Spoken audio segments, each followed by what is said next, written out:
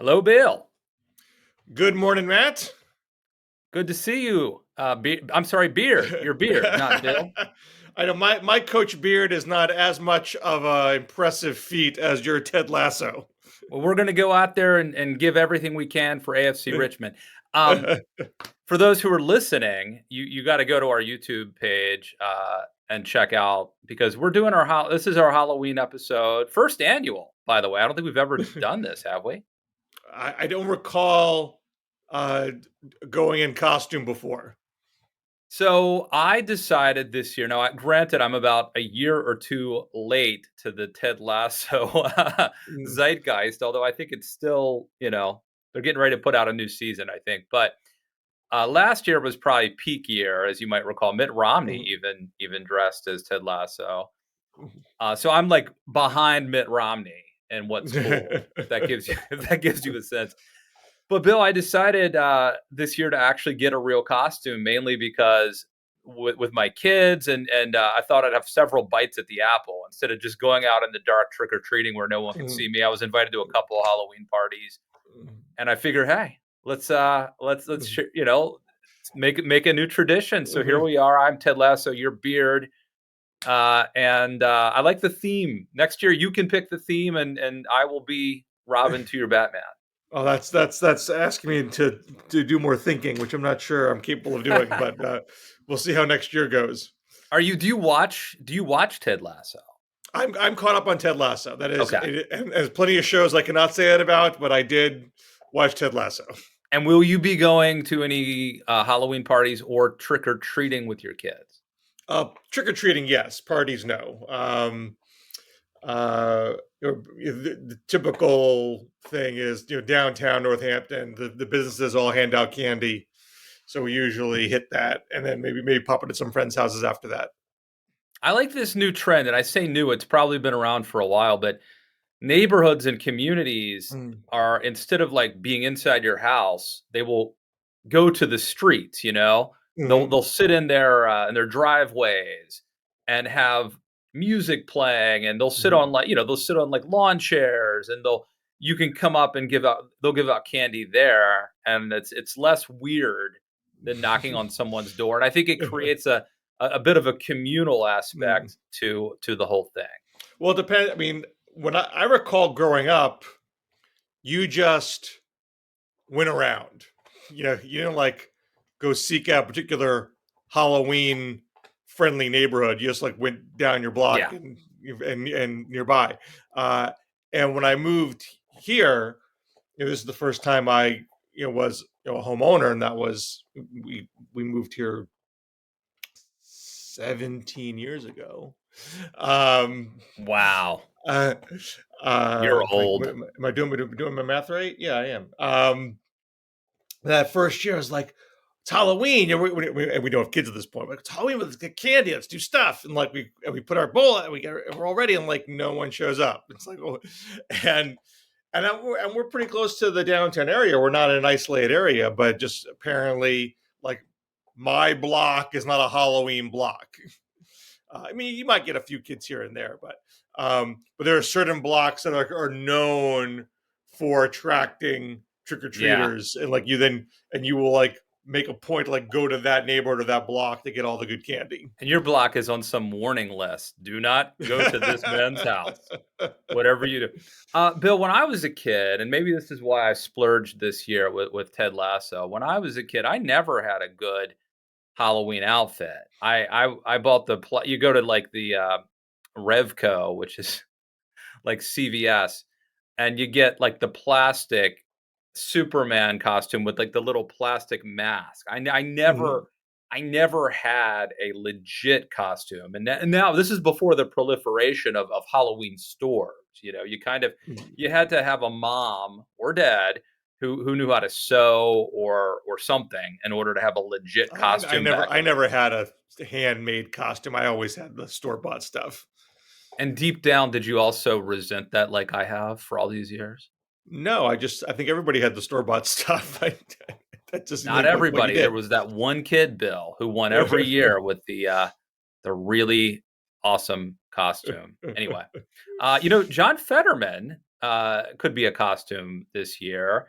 There are some gruesome costumes. Every year there are things that happen and things in pop culture that end up being costumes. I've heard that who's there's like a Netflix show about Ted Bundy, right? That's out.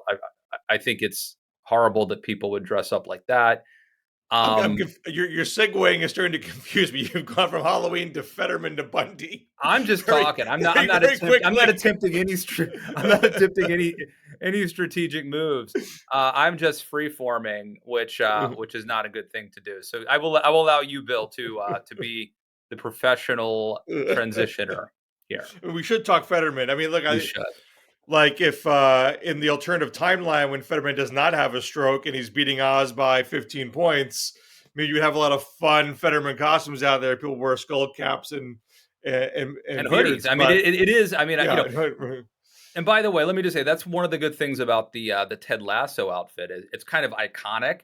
If you just, you only need a couple things, and then people know who you. Although I have to say, I've worn this a few times, and I've been confused for Mario from Super Mario Brothers and Mike Ditka. So it's not a slam dunk. But I think the Fetterman outfit, you got the hoodie, you got the cargo shorts. If you're super big and you got a bald head, you're halfway there. It's a good lazy costume. It would have been. Now I think it would just be mean.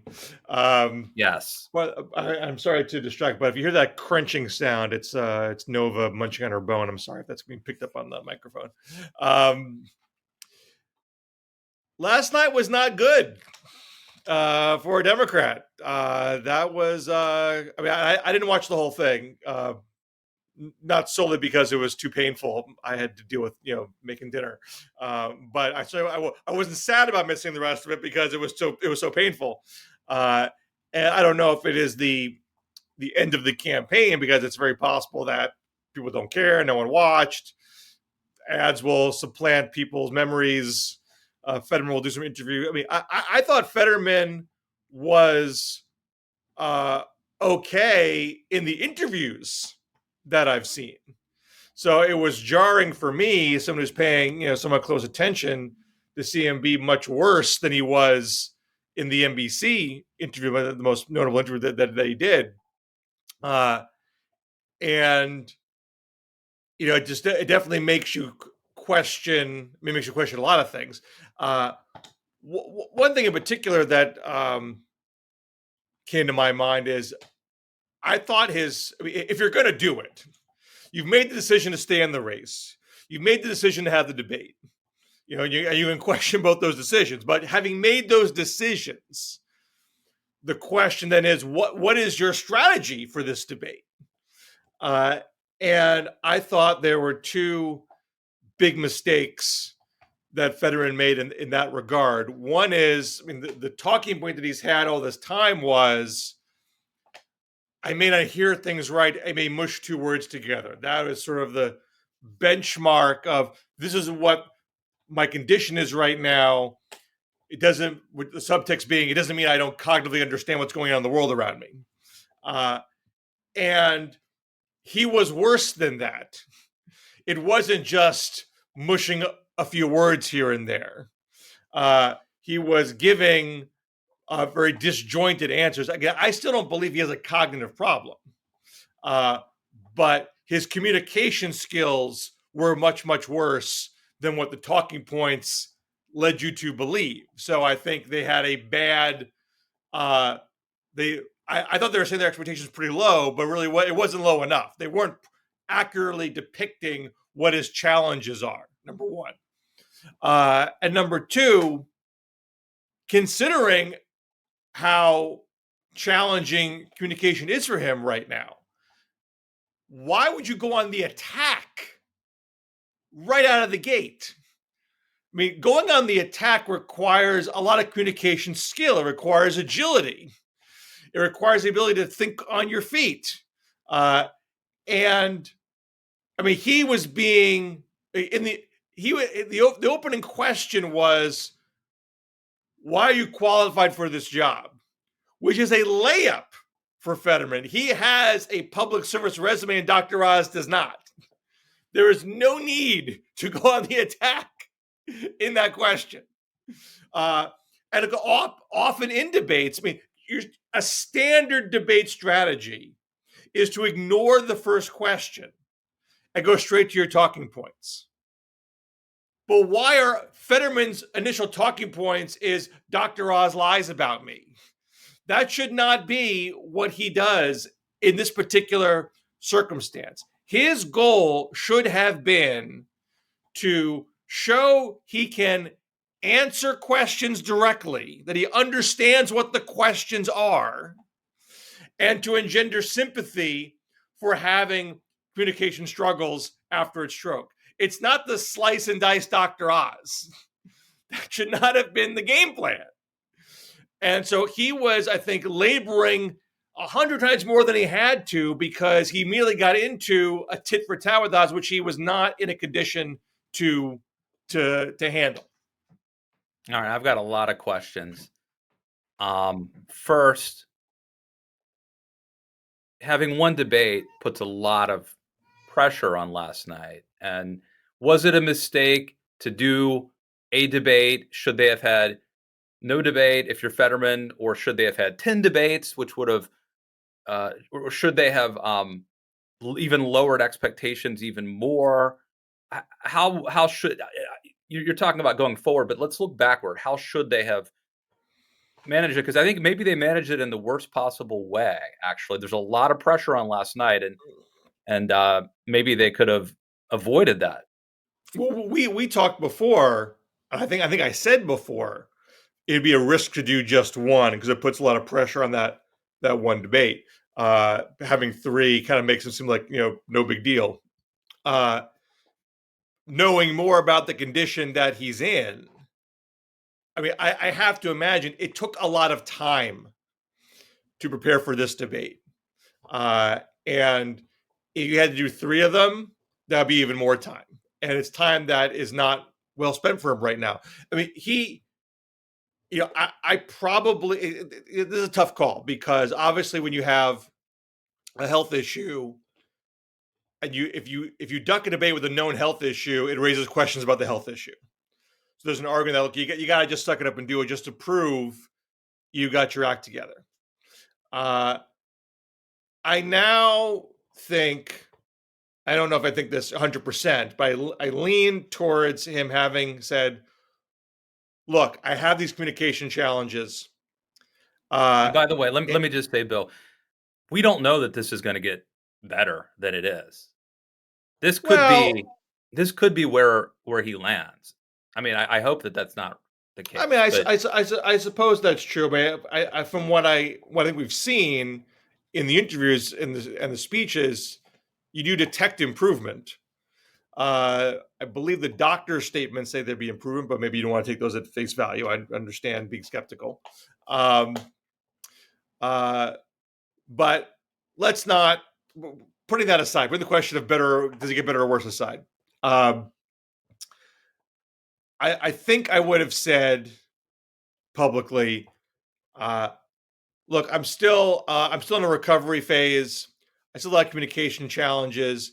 It takes me some time to hear questions, collect my thoughts, and answer questions. And to be honest, these artificial debates with their 1 minute answers and 30-second rebuttals, that's not going to be helpful for anybody to understand my views, my condition, and how I would behave as a senator. Mm-hmm. I will do a series of 30-minute interviews, 45-minute interviews, 60-minute interviews. I'm happy to go side by side with Oz and do forums. I'm happy to do town halls. I want you to be able to kick the tires and see where I'm at. But these ridiculous debates are all just dumb shouting matches anyway. And I don't think it's going to be the best way for you to assess how I would be a senator, how my opponent would be a senator. Mm-hmm. Now, whether that would be good enough, I don't know. We have certain test cases here. We have this Fetterman test case, having done the debate with a major health challenge, and we have the Katie Hobbs test case, where she says, "I'm not going to be a conspiracy theorist." How these two cases work out, we don't know yet. Yeah. Um, And let but me just say with those two races, there's been a lot of talk about candidate quality on the Republican side. But, if you look at maybe Mandela Barnes, just because of his record on, comments and about having to do with crime.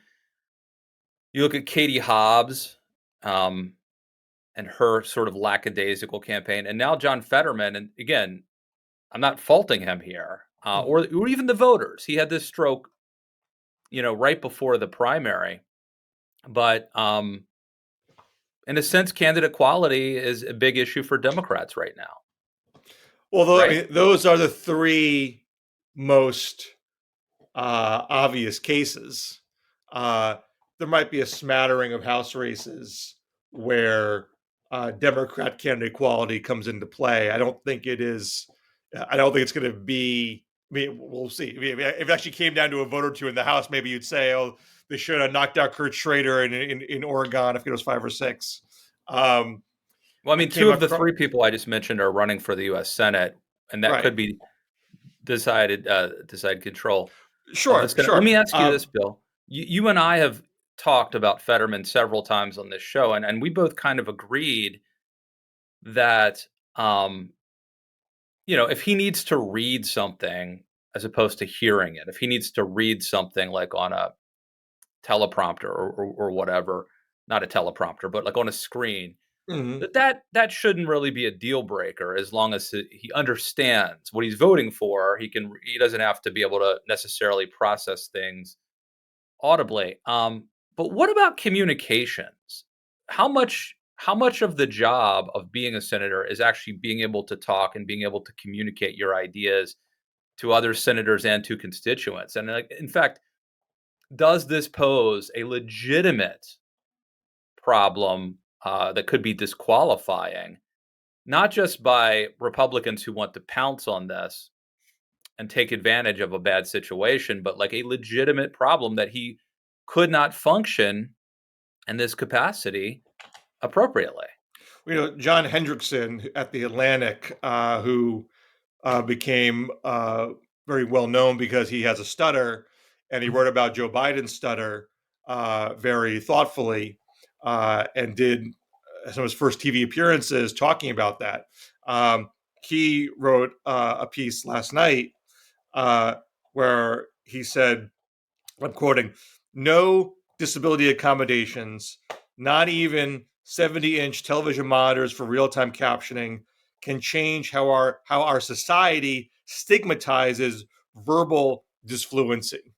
Uh, so it may well be that he will be politically penalized for this, but uh, I think Hendrickson's point is he shouldn't be, because there are other ways to communicate. Yeah. It is possible to communicate without speaking. It may not be how it's traditional for us to handle things in our TV podcast world. There's Uh, no, I agree. There is a real discrimination and preference for people who are also very like quick-witted, and and I think that there are other people who are better. Like I think I'm probably better at thinking about things and processing it and writing it as opposed to like spur of the moment. But we have a society that really um, rewards, especially in politics. I think really Especially in rewards. debates. I mean, debates have become, jab fests. They're not thoughtful exchanges of ideas. There's who can get the best zinger, who can generate the best viral moment. And Fetterman in this condition was not going to be able to compete at that level. I mean, what is very potentially sad, tragic about Fetterman is that he he was very quick witted. He was a great. He was high candidate quality. I mean, he was someone I think out of all the Democrats out there done the best job of building a personal brand that transcended his issue positions. And despite the guffaw amongst Republicans that he is a trust fund baby, he had the best working class brand. Someone who seemed like a real guy, a real authentic human being, uh, and that's now Yeah, compromised. this could have Uh, been a real different debate if Fetterman obviously were uh, had not had the stroke. I mean, you could imagine that he, in fact, may have dominated. Um, I think he and or his team clearly, I don't know if they're in some kind of insular bubble, but they didn't adapt the debate strategy to his current condition. They tried to kind of, shove him. It's sort of a square peg in a round hole deal. They kind of force him to do the kind of debate strategy that he would have done if he was verbally fluent, uh, and that just what makes the uh, yeah. the end result, so Let me bad. let me ask you another, I guess, hypothetical, backward-looking question. When this happened, should they have switched candidates? They I mean, he decided to had. go. They decided to go with Fetterman and take their chances. But 3, 4 months ago, they could have replaced him. And should they have Do we done know? that? I mean, I haven't looked at the law. Do we know how hard it would have been to get him off the ballot? No, I don't know. I mean, I'm assuming that if someone is incapacitated, there is some means to to to get a new candidate to replace. But that's a good question. The details I don't know. But presuming there was a way to get him off. Uh, I mean, he would have had to have made that call, within a few weeks of the event. And so I understand the hesitation to think, well, I'm not. I've been working for this for years and years. I should be able to get over this and get better. So let's power through. I mean, it's hard to judge from the outside, and maybe he still wins. Maybe he still wins and he becomes a very effective senator. What So do you think the it's odds hard. are at this point? I mean, like how bad of a blow do you think last night was? Like right now, if you had to uh, pick who's going to win that race, I think a week ago you probably say Fetterman. Yeah, I mean, I certainly feel more like a toss-up than a lean or likely D at this point. And I was probably much more in a likely D place before this. Uh, he's got 2 weeks. He's got 2 weeks to have To this stop the spread. be. What's that? To stop the spread of Yeah, I mean, of last night. he has to do things. He has to be out there and show that that wasn't a good night because that wasn't my best format. I'm still cognitively there. I'm still a true Pennsylvanian. I still have a value set that aligns with your value set. Uh, he has to do those things. He can't run, I think, a Rose Garden campaign. And Oz is still bad. Oz still has very high negatives. Oz still made a very a politically damaging comment about abortion, where he said this should be about women and doctors and local officials. Democrats are going to jam that down his throat. So he still has his challenges, Mm-hmm. but Well, Fetterman, let I me think, has more work to do to overcome last night. two more questions I have.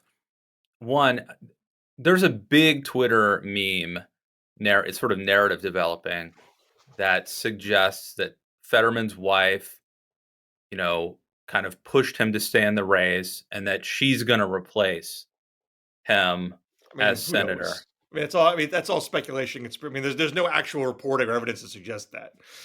So I think it's sort of Well, silly I just think to Biden did discredit. accidentally call her a senator or something. You're going to Well, make a grab. doesn't mean anything. So I mean, the reason why I think, I mean, we've had If she does, situations where I will say, if it plays out that way, then it plays it looks plays it real the way. So bad. what? If it plays it the way, so what? We had situations where dead people have won elections because voters like, you know what? I still don't want the other party in that seat. I want this party in that seat, and that person will get replaced, and that's fine with me.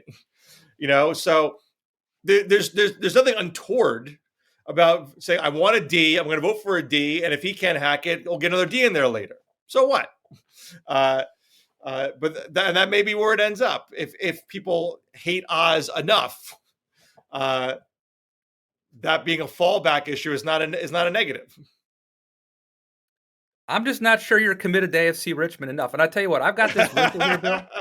And every time you talk over your allotted time, I'm going to blow this whistle. Believe, Matt. You got to believe. I need a sign. I should have had that sign behind me. So I have to say, when I watched the clips, I found it to be very difficult to watch.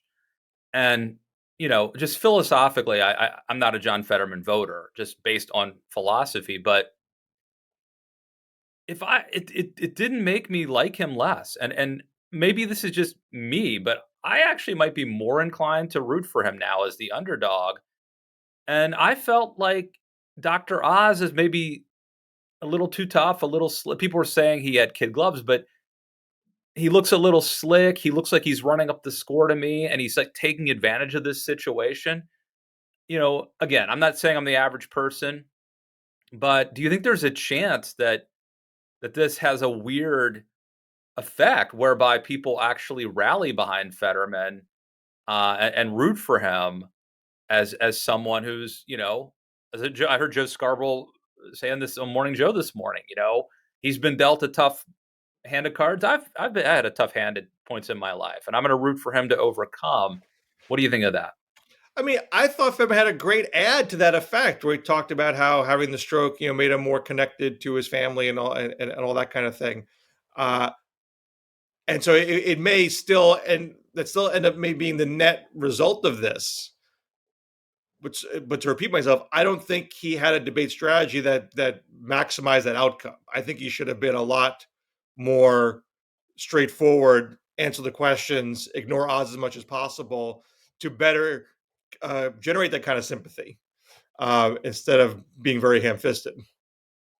And then I do have a question about Oz for you. You mentioned the abortion thing. I mean, I guess what he was trying to say is, the Democrats keep saying that this is a decision between a woman and her doctor. And Oz, I think, is saying, like, well, we as a community have a say and a stake in this. And I think that's what he was trying to say, is like, this isn't going to be imposed on high by some authoritarian dude. This is going to be decided by a local community, what the standards and what the community values are. That seems like a reasonable thing to say, but number one, am I wrong about what he was trying to say? And number two, did he word it in such a way that you think is more troubling than the way I did? Well, this is the actual clip. Okay. To make sure, I just want to make sure I'm getting, because this got tweeted out by a Democrat saying, Oz says his abortion position should be between, quote, a doctor, her woman, and her local political leaders. So that clip I like that. took off the phrase like that. Okay? Yeah. But this is the actual clip.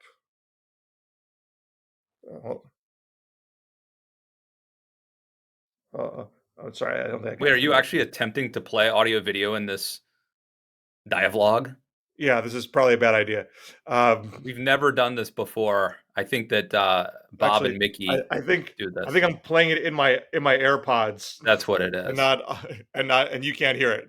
I cannot hear it. But I'm sure that someone could take a video clip and put it right now in a YouTube video. Can you hear me right now, Matt? I can hear you. The American people can hear you. I don't have an answer for that. Is there something else I can help with? Worst DMZ ever. Hold on. Worst episode ever. Do you hear me, Matt? I hear you talking. Yes, okay. I hear you. I got the audio inputs wrong, though.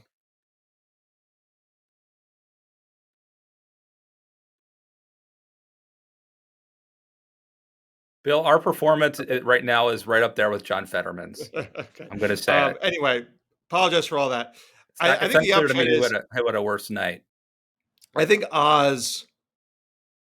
Oz's main talking point for the night was, I'm not going to pass any federal legislation about abortion. This should be handled at the state and local level. And so he was pressed on, would you vote for Lindsey Graham's 15-week abortion ban? And he wouldn't quite answer it directly. He kept saying, I'm not going to vote for anything at the federal level. And then the moderates say, well, does that mean you won't vote for this one? And he'd be like, well, I think I answered that. He didn't want to have it come out of his mouth. Yeah. I'm going to vote against Lindsey Graham's ban because he's worried about his own base.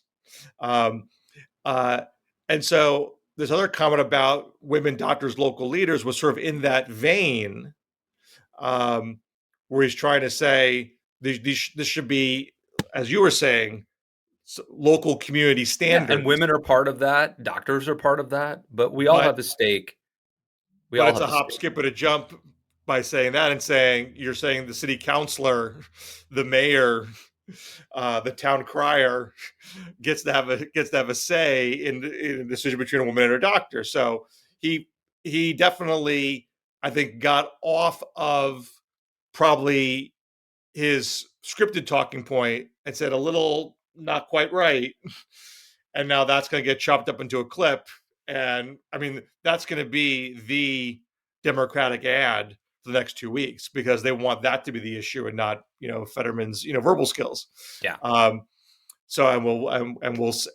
look, this is such a pivotal Senate race for control of the Senate, depending how these other races go. But it would seem, and maybe the map is still a little fuzzy out there, but Pennsylvania, Nevada, Georgia are still the three most obvious toss-ups. Arizona is tightening. Are there some wild cards out there? Iowa, North Carolina, Ohio, maybe. But Pennsylvania, Nevada, Georgia seem to be the big three. And if Democrats can't flip Pennsylvania, they got to hold everywhere. They got to hold. They have to hold Arizona, Georgia, Nevada. If they can't pick up these other wild card seats, which are still a bit of a stretch. Well, let me ask you, Bill. That means so much money is going to go into Pennsylvania now. And the Democratic side's going to be on advertising that Oz clip. Yeah, and I think Fetterman raised a lot of money in the hours after the debate. They're putting that out at least. Well, yeah, but everybody raises money. I mean, they're going to say that, but it's probably true. Yeah, let me ask you, but because there was a big news event and there was a big fundraising email pitch right after that event, and so they raised a lot of money. And no matter how bad your debate is, trust me, I was on CNN after Chris Christie knifed Marco Rubio. Remember the whole Rubio thing? Yeah. It was a disaster for Rubio. And they came on and wanted to talk. Rubio's people started talking about how much money Rubio raised that night. They made a big deal about how much money Rubio raised from that debate, as if that mattered. So you and we did a Zoom call with Steve Kornacki on Friday night, and this was open to all of our patrons, Patreon supporters. We had like an hour-long call with. You can hear the podcast now. Yeah, I put it up at Matt Lewis in the News, so you could listen to it. Made it available to everybody, but you could ask a question if you were a patron and be a part of the call. And but I wanted to get your take on it, Bill, because Steve, I think, my interpretation of his talk was that we're going to have a red wave and it's going to be like 2014. And he's not saying it's absolutely going to happen that way, but he thinks the trend is heading towards something like a 2014 midterm, which last time I checked, Bill, was very bad for the incumbent party, Barack Obama's party, the Democrats. What did you think of what Steve Kornacki had to say? Were you discouraged? I love Steve Kornacki. Obviously, not being online with Steve Kornacki is. You've been talking shit about him on text, so I'm not sure you do love him as much as I do.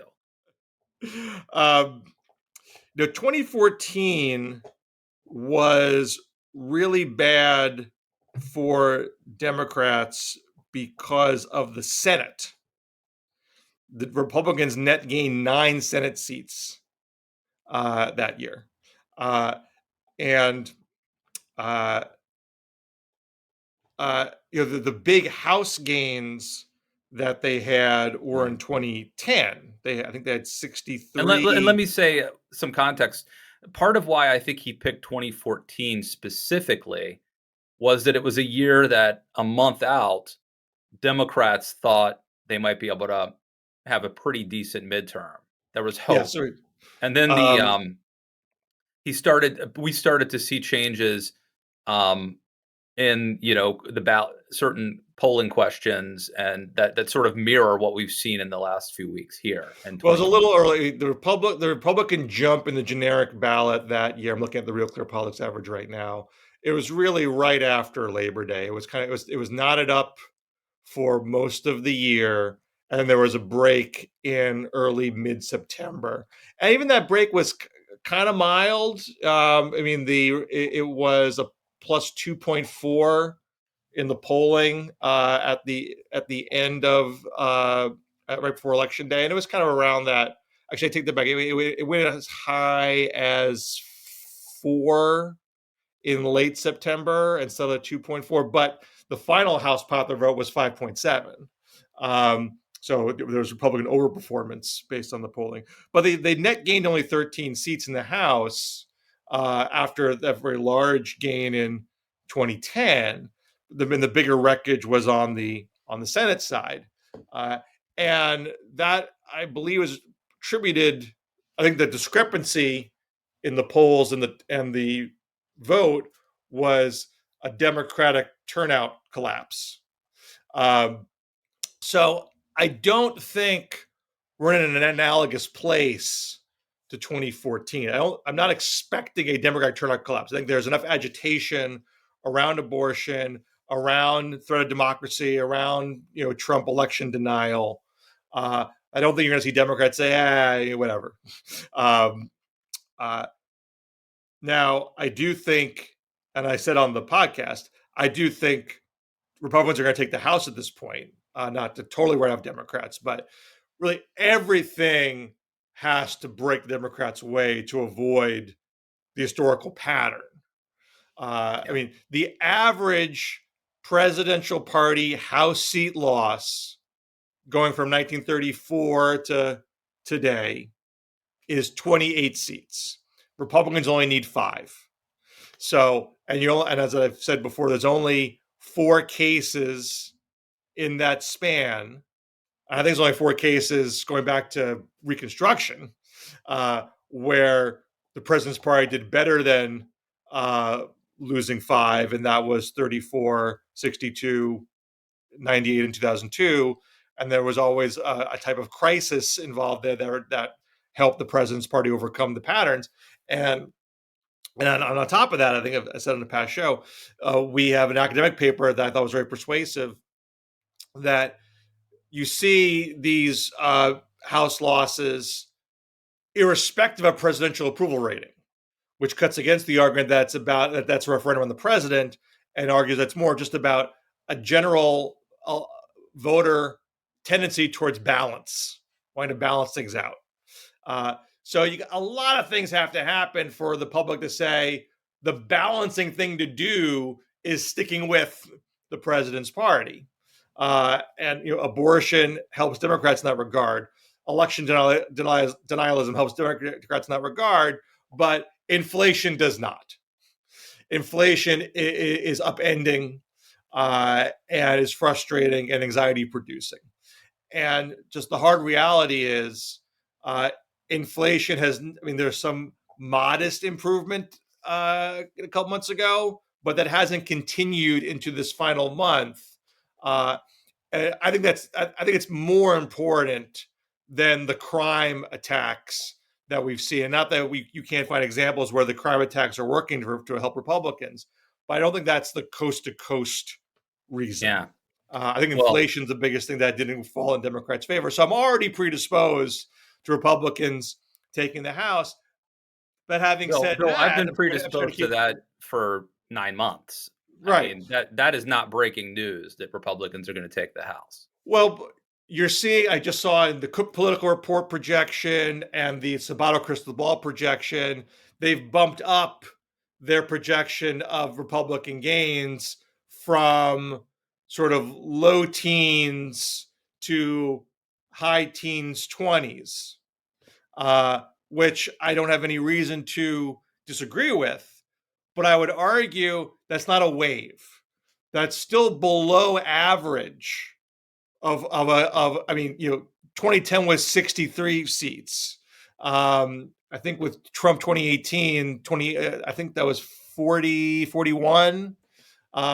So I'm not convinced that there is this revulsion. No, to me, that's a against tsunami. Democrats. That's what you're talking about. To me, I think it's just a matter of semantics. Semantics. But the difference is, if it's a true wave, that would make me feel like, okay, Kelly's going down in Arizona, and Warnock's going down in Georgia, and Cortez Master's going down in Nevada, and Fetterman's going down in Pennsylvania. Forget about Vance. Forget about Ryan. Forget about Beasley. Forget about Franken. There's no chance that the wave is coming. If we're talking low 20s, that doesn't automatically mean. I think Nick Riccardi, the Associated Press, said waves buoy bad candidates, which I agree with the maxim. But if it's not a wave, then that doesn't automatically mean that Blake Masters, who's a terrible candidate, can overtake Mark Kelly, who's a good candidate. Fair enough. I think, Bill, next week is our last DMZ before the midterms. Is that right?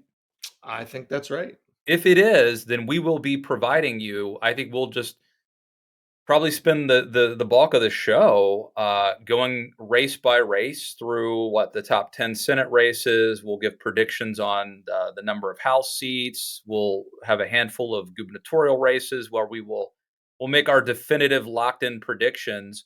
Hell, I might even bring a poster board or a dry erase, board or whatever for this, because I think we need to go on record, as we have traditionally done, and lock it in.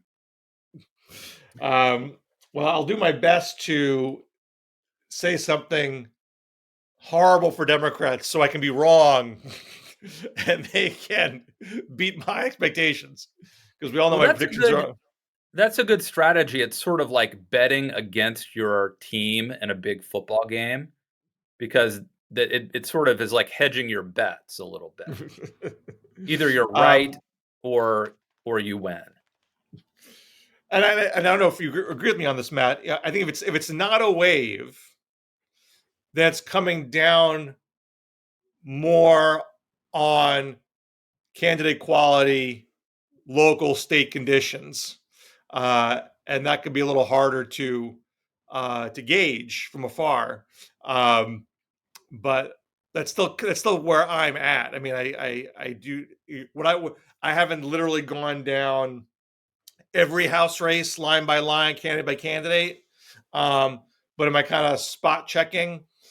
I don't think there are enough completely insane Republican candidates for Democrats to be able to use that to their advantage. And I think a lot of, like, even a Blake Masters, who I think is, I mean, when you're pro Ted Kaczynski, that's nuts. But another decent Halloween costume, let me just say. Blake Masters is scary. You could have the hoodie from the Fetterman costume, the sunglasses from the Ted Lasso costume, and you're basically there. What was I going to say? I got a Rick Perry moment. Well, I think. Even Masters is trying to sand off the rough edges and not seem crazy. He's not leaning into the crazy. And Kari Lake, who she doesn't abandon election denialism, she's also very good at sounding commonsensical when she talks about certain things and throwing up a lot of dust. 2014 had a lot of Republican candidates that also sanded off those rough edges. Cory Gardner was sounding kind of pro-choice and was talking about clean energy. So it wasn't like they were running on being like the most, out there conservatives possible to win those races.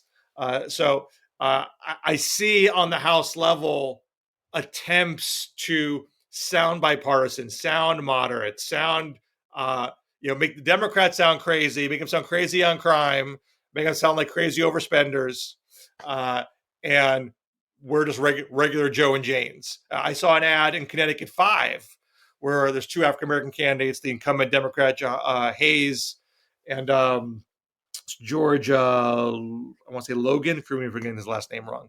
And they're putting right out there in the ad, this is a Republican Congressional Leadership Fund Super PAC ad, George Logan, pro-choice, right in big type in the ad. And even though, that's nominally true, but he also said that Dobbs was the right decision and that should be decided by the states.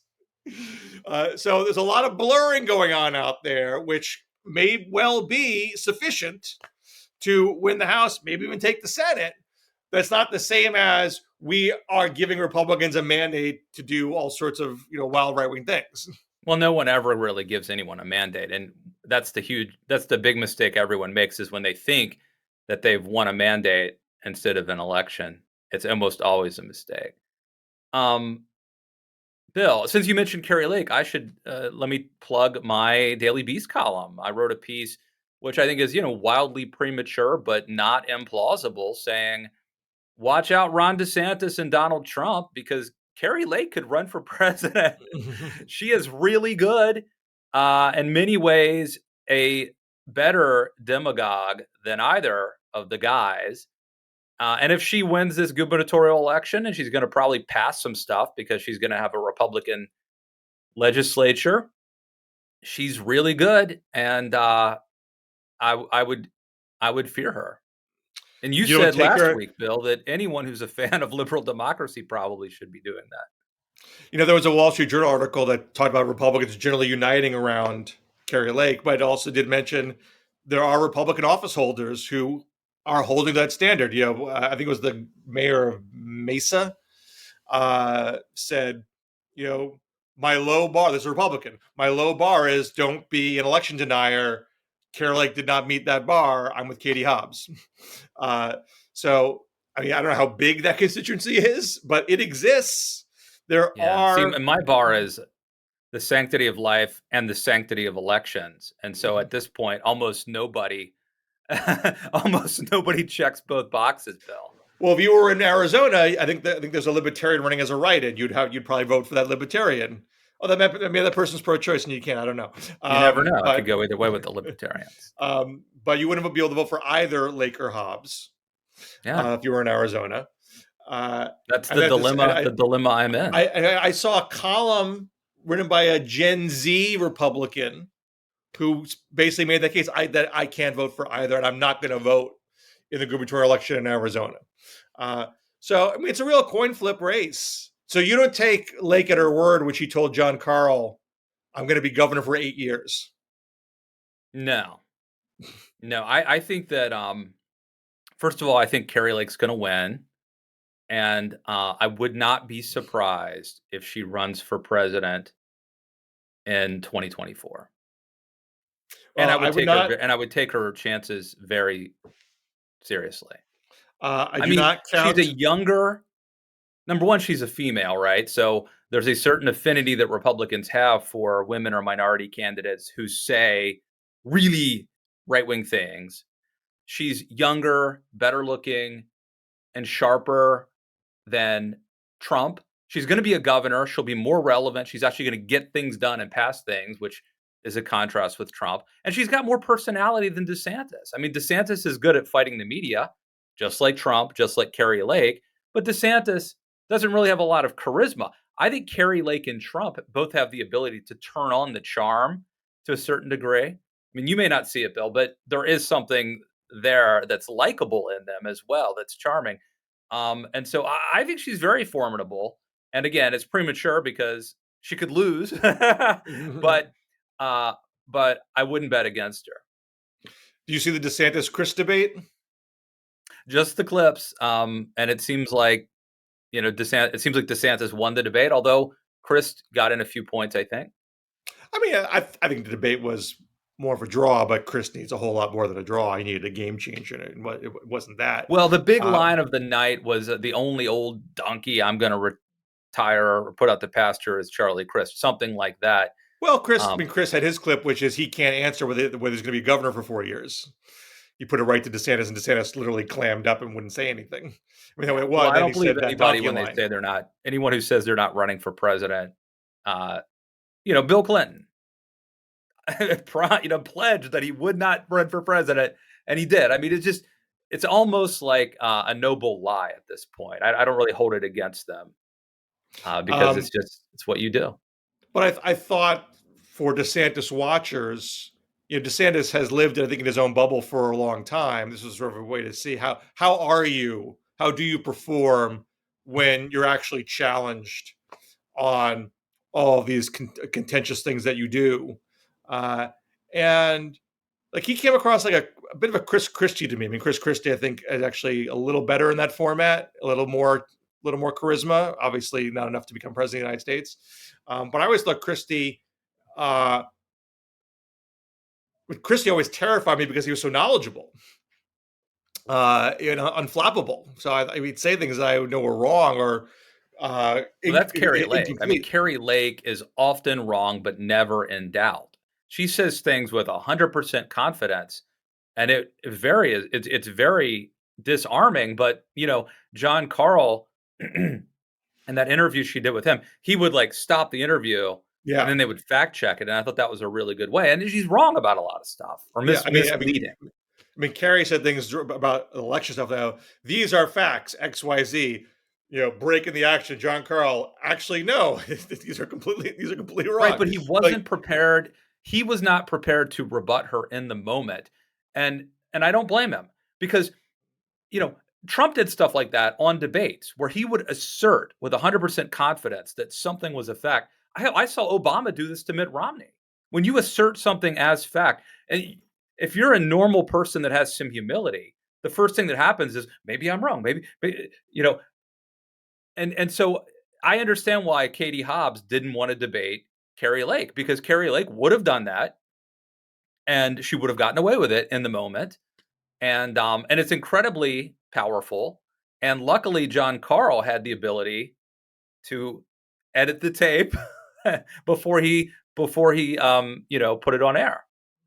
And Kari Lake did that in the primary debate with a very passive moderator who was going to be the moderator for a Lake Hobbs debate. So I think Hobbs made a reasonable, if not beyond criticism, but a reasonable decision to say this is essentially a rigged game that I can't win. DeSantis, I think, being a governor, having been much more involved in public policy than Kari Lake ever has, he had more facility with facts and figures. I think Christie had when he did debates in town hall settings. So he came across as in command, even if he was not that Chris never scored any points at all. But I think you sort of take measure of how he can handle himself in a tough situation. While at the same time, I agree with you, he still lacks a basic charisma. He still seems like kind of an angry troll and not someone you really want to have a beer with. If Kari Lake's governor of Arizona for 2 years or whatever, and she's on a debate stage with Ron DeSantis, who, by the way, may have peaked too early. I don't know how long you can sustain it, but I think I give the edge to Kari Lake. Of course, in 2 years, maybe Kari Lake's going to be past peak. You never know. I mean, the faster filer thesis, what is it that Mickey always talks about? Faster filer. Do you know about this, Bill? I don't. It's basically it's someone that Mickey knows who basically I think was ahead of the curve in seeing that media narratives change very quickly, much more quickly than it used to be that something would stick around for a couple of years, and now we're so attention deficit disordered, all of us. So anyway. Bill, I know we had other things we wanted to talk about, but we're looking at the 54-minute mark right now. So, anything you want to call it a day? Do you want to touch on this Ukraine letter quick?